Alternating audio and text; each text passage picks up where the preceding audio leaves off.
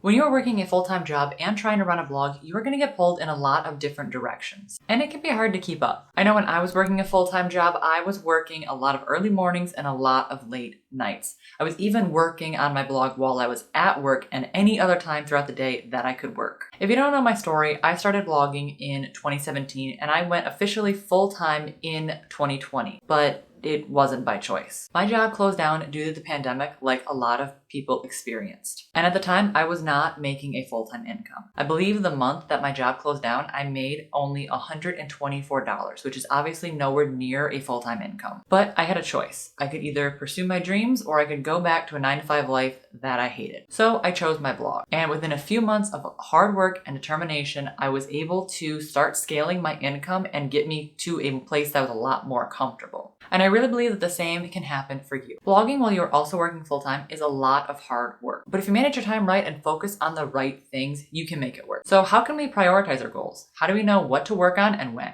Well, the first step is actually setting goals and making sure those goals are realistic within the time frame that you have to work. Working full-time, you probably don't have a lot of time to work on much else. So we don't really want to be setting super ambitious goals that we know that we can't hit. If you want to take your blog full-time, but you have absolutely no idea how you're going to do that, it's going to take you a lot longer to get there. We don't want to be wandering around working on any random task. We want to make sure that we're using our time wisely and working on the correct tasks that is going to get us towards our goals. So ask yourself these questions. How much money do I need to even make to go full-time? How much time do I have to work each week? What topics are going to be the best money-making topics for me to talk about? What products can I recommend? Now, these are just some basic questions that are going to get you started, and the answers to them may change as you grow and develop your blog, but at least get down some basic answers to these questions and think of a few more. Try to really get a blogging plan together so that you know exactly where it is that you're going. Once you have your goals, we can break them down into smaller steps. This will help us prioritize what needs to be done and when. So if we know our goals to be monetized, let's say we need to make $2,000 a month. Now, your goals are obviously going to be different, so do this exact same thing for your realistic numbers. Just work out your bills and how much you're spending in a month so you can work out how much you realistically are going to need to live to go full-time. So we're just going to use $2,000 a month as an example. And we're going to work out our monetization methods. So let's say we want to do affiliate marketing, we want to do product sales, and we want to do client work.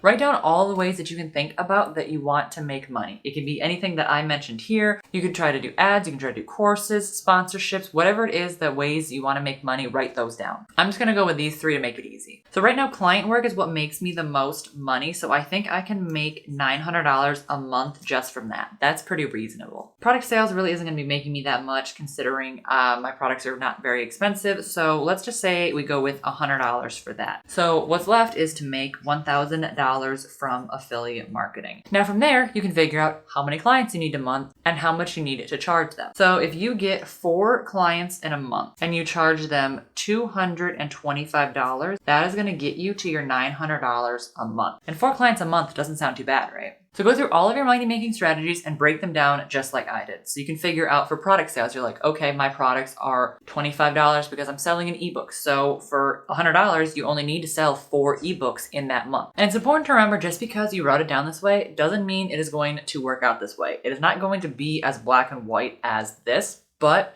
this at least gives you a good idea of what it is that your goal is so that you know what you need to work on. So if I were still blogging and working full-time, looking back, I would focus my energy on a lot of different things than I actually did. Here is what I would focus on now in order of importance. The first step is quality content. You need to have good content in order to attract an audience. You also need to have good content to keep people coming back and trusting you. If you don't have good quality content, you won't get people reading your blog and they won't read it long enough to even get to any of the affiliate links, products, or services that you're going to be recommending in your content. So you won't be making any sales anyway. And the key here is quality content. You don't want to just be putting up any random blog post that you have because, well, it's Monday and I need to post again. I actually think that if you aren't happy with a blog post that you were going to be putting up, you can wait a few days to edit it and get it to a point where you're actually happy with it and then post it, not just post it because it's Monday. If you're just lobbing content up on your blog in any random assortment of words and not making sure the quality is good first, every other step that comes after this one is going to be so much harder for you. The next thing you want to focus on is SEO, because you want your blog posts to do well on Google. That is where a lot of consistent traffic and sales can come from. So you want to make sure you focus on SEO as soon as possible. And focusing on SEO also is going to help you to create good quality content, which is the first step we talked about in what you want to be focusing on. Social media traffic is great, but Google traffic is better in terms of time spent on page and sales. If you don't focus on SEO first, you are going to be kicking yourself,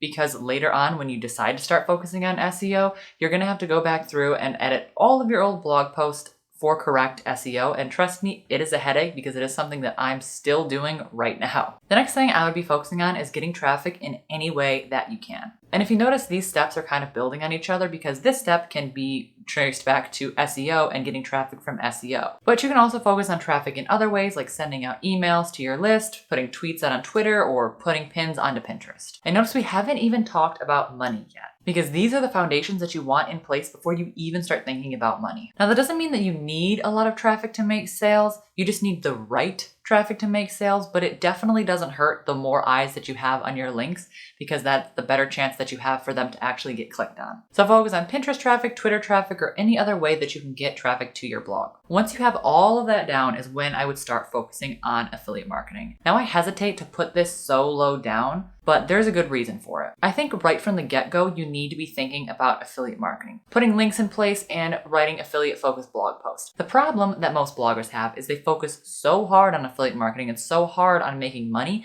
that their content and everything else suffers because they're just focused on, I need to start making money. But I think putting your links in place and writing affiliate-focused blog posts is great, because when you do start ranking on Google and when you do start getting traffic from Pinterest and other things like that, your links are already in place so that people can start clicking on them. But you can go too far in the other direction and worry only about the money, which means your content and everything else suffers, which is why this is lower down on the list. Once you have all the other things in place, you're going to know your audience better anyway, and you're going to be able to figure out what products is going to tailor to their needs better, so you can hone in your strategy, change your links out if you need, and get a good affiliate marketing strategy going once you start to know your audience better. Then once you get all of that done, I would say you are going to be pretty established, because these steps are not something that is going to take a day, a week, or maybe even a month. These are steps that you should take a few months to work on each step individually before you move on to the next step. So by this step here, I would hope that you have a decent bit of traffic and you're starting to learn what your audience gravitates towards and what they like. Because in this step, we are going to be focusing on